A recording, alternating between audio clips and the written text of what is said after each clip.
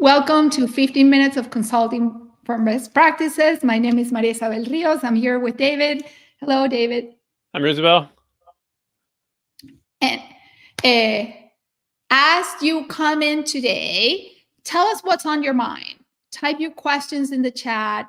Those of you who know us and who have joined us before know we dive right into the questions, and we love taking questions that you post as we are live. So don't be shy, and welcome. All right. Jaren, can you get us started with the first question as folks come and type their comments? David, does it make sense to do cold outreach?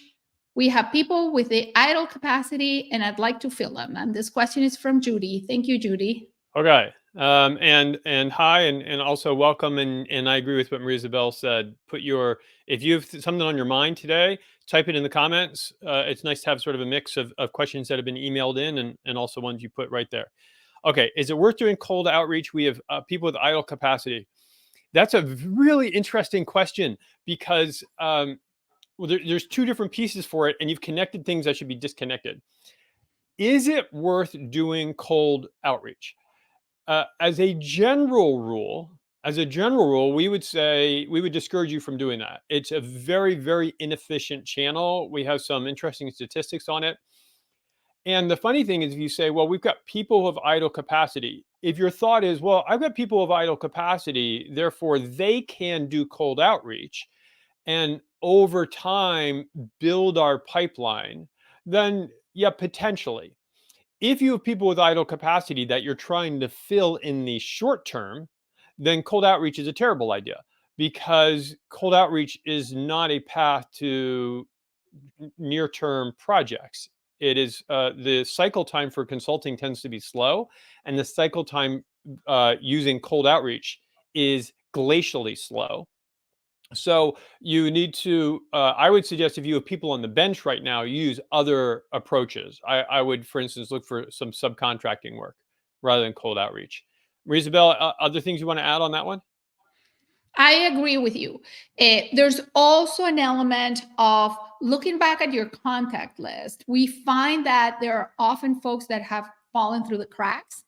This is a good time if you have folks without capacity to come up and reconnect with people in one way, shape, or form. That's a kind of much more solid and effective short-term view Yes. of idle capacity that's related to strengthening your network. Yeah, totally agree. Cold in general, not great for consulting. The more productized you're offering, probably the better. And Bill asked a question. I'll read it, read the bell. That way you'll have like 10 seconds to think about the answer. Bill, pros, cons of adding an online calendar like Calendly linked to your website to supplement the one in your email signature. And you're worried about spam. Thanks for typing that in. And anyone else with questions, throw them in here. Well, Maria Isabel, what do you think about adding Calendly to the website? We've seen limited spamming with calendars and such. There's a way in which you can have Calendly ask a question. If you don't have the person already in your contact list or a series of questions, that may be a way of filtering out whether you actually accept the meeting or not. So you have certain settings where the meetings are accepted automatically, or you can create a parallel calendar that the feedback to the person requesting the appointment is our team will review it and will confirm your appointment, and gives you the ability to kind of filter, qualify, understand a little bit better who you're meeting with. That's my take on it. David, what do you think? Yeah, well, so you know more of the technical details than I do. I think our team would know a little better. It's interesting. Our path has been from, nobody had Calendly type things, from not having one to using it to not using it. And the pros were, I do think anything you can do to make it easier for folks to connect with you is a great idea, and you should do that. And the only reason we went away from it is our calendars are so complex, just because the number of clients and number of moving parts, that we've had to go back to more human interaction. But I'm in favor of it, and I don't think we've seen a spam issue. So I don't think we've seen a spam issue either. So Bill, try. Bill, hopefully that answers your question. If not, let us know. All right, we have a question from somebody else that just came in, and I'm sorry I cannot see your name right now. So, David, this one's for you. Okay. As my client, a financial advisor, passed away in July. Sorry to hear that. That's tough. His succession plan is for 5 advisors to split his book of success of profit, his book of business, and share expenses and profits. Former client was very committed to marketing. The 5 successors are less so, but willing to discuss a proposal. I have a complete budget with KPIs and results data from everything we have done for him. What should my approach be to ensure they see the value of my offer? And this is from Lauren. Thank you, Lauren, for adding your name in the bottom. Yeah, so that's obviously unfortunate that you've lost a client in that way. That's never fun, especially if they were long term. What I would suggest, just off the top, is right now you're focused on what can I do to show them? How do I make them believe in me? And I would encourage you to flip that right side up and talk with the 5 successors first about what's on their mind. What does the future look like for them? What are their aspirations? And if you start there, if they have a conversation around their aspirations, and you'll probably find out they need some help with alignment, and their aspirations include growth, that will naturally lead to a desire for your outcomes. And that's a much more effective way of proceeding, I think, than trying to say, well, what can I put in front of them that's convincing? So that's how I would start. What do you think, Maria Isabel? I agree with you. I would have a context discussion with either all of them or the 5 of them individually, right? Trust level, it carries through. In general, we find that in situations where there's a next generation, a certain level of trust carries through, but it's important that you understand that what do the other pillars mean for them? What do they need? Yeah, I agree completely. And John, I see a question from you about AI and the impact. I'm going to actually ask that we table that just for the moment, only because we've recently, and we might be able to find a link to it. We've done a number of webinars and presentations on this topic recently. And if we can find one that's available, we'll put a link into the comments.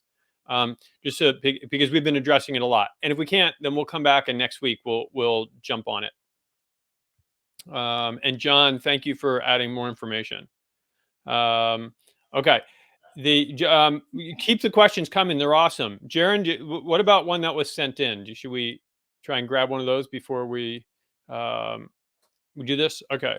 My approach is to do a 30 or 60-day discovery contract before I put together deliverables and strategic marketing plan. What's the best way to word a contract that states, upon seeing scope creep, we're going to have to revisit the fee? Hey, you, client, we need more money, especially when the consultant's journey is that we continue to learn about the company, industry, may need to be fluid in strategy. All right, or deliverable. Maria Isabel, you want me to start, or you want to jump in? Yeah, you start, David, and okay. So this is a fun question. Got it. You do a short discovery project. How can you contractually stop scope creep? I will tell you, I'm slightly befuddled by the challenge, because it sounds like you've defined your project as discovery. And if contractually you just say, or this is the proposal. The proposal is discovery, which will lead to a plan. And the proposal is not for work, right? We're not going to do any execution as part of this. And as long as you're clearly defined that way, then when they ask for execution that's outside of scope, you say, that's perfect. We can jump into that as soon as we're done discovery and have a plan, or we can jump into that now. Maybe it's a new project. Otherwise, all discovery is inside scope, I think. So if Jen, if you're on, let me know whether I'm answering that. But Maria Isabel, what do you think? Well, my hypothesis in reading the question is that there's one of 2 things coming out. One is, say you discover data is not in the format that it should be, or it's not digestible, or you cannot work with it, right? And clients may be asking Jen, can you help us clean that up, That's one element. Another hypothesis is that people have like immediate questions, elements that can't wait for your diagnostic to be over, and they want to bring Jen in right away. In both cases, if you're finding that on a recurring basis, and the recurring element is important, right? Because if you had one client that asked you for something, that's manageable. But if you see that every time you do a diagnostic, people are asking you for either cleaning up their data or to start with additional pieces of work, build an alternative that includes that. Saying, look, in the alternative number 2, if we find that your data is not in a format that is digestible, then we will undertake some effort in helping you repair it, or helping you clean it up, or helping you condense the pieces. And so you put that as a separate piece inside the options and in the way you describe the alternatives. Same with people need some level of support in moving their own business forward while you're in diagnostic. Build it into one of your alternatives so that if people say, yes, I want it, you'll be compensated for it. If folks say, not at this time, this is not the alternative I'm choosing, you queued up your conversation about this is out of scope. You have that mutual understanding. And at the same time, you've named fees and conceptualized it. Be very, very careful in defining the boundaries of what that support looks like so that you're not swimming in a full project while you're doing the diagnostic. Thoughts, David? Yeah, I think that's a really good addition. I hadn't put that in there, but you're right. Working into alternatives is excellent. So highly suggest it. All right. I don't see any other immediate questions from the crowd. We only have a couple minutes left. Jaron, let's try to do one more. Isabel, I'll read it. You get to start, whatever it is. All right. I asked for a follow-up date with 2 prospects. One insisted they had to get a bid from a few other firms first. Got it. And the other prospect said they had to coordinate internally before setting a firm follow-up date. What should I have done? Well, in both cases, there's nothing preventing you from saying, got it. Let's put a date on the calendar. When are the 2 of us speaking next? Right? Got it. You're speaking to other folks, or got it. You're looking at internal restructuring or internal elements in your client, whether that makes sense or not. It's what your clients or your prospects are saying. Acknowledge it, but say, look, let's put a date on the calendar where you and I can speak, touch base, get updates on the project. What do you need? Right. David, what do you think? For me, it's as simple as that. Here's what I think. Marisabel, you play the role of the client. Okay. So end of conversation. We've had, this, we're in the middle of this sort of context discussion, or we're in the middle of the pursuit phase. So Marisabel, let's get a time on the calendar to speak again and move this forward. I don't know, David. We're looking at other firms and we want to get a few, talk to a few folks before we're ready to speak again. Perfect. First of all, good for you. I think it's a smart idea, obviously, to talk to other firms, and I'm confident you'll end up as part of our family. Makes total sense. Let's make sure we put something on the calendar anyway, just so we can keep this going. How does 2 weeks from Thursday at maybe 3 p.m. ish work? Fair. Okay, that's how that works. And somehow in what feels like 30 seconds, we've managed to hit the 14-minute mark. So for those of you who are watching, before you go, if you have not put davidafields.com/Monday Live in your calendar for every Monday, my recommendation is you do that, because we don't send out weekly reminders. That's the easy way to make sure you don't miss these sessions. So davidafields.com/Monday Live. Jaron put it down there. Also, please submit questions. I mean, all these questions are coming into us, and we want to answer your question. So send them on LinkedIn, or you can email to info@davidafields.com. And if you're not connected to me, or you're not connected to Maria Isabel, connect to us on LinkedIn. We want to be connected to you. And my last request, I suppose, is if you don't read our articles every week, then subscribe, because I think you'll really enjoy them. And with that said, Maria Isabel and I really appreciate you being here. We hope you have a fabulous week. And remember, as we started with, stay right side up. Consulting is not about you, it's about your prospects. So give them value and give them kindness. And we will see you next week. Ciao.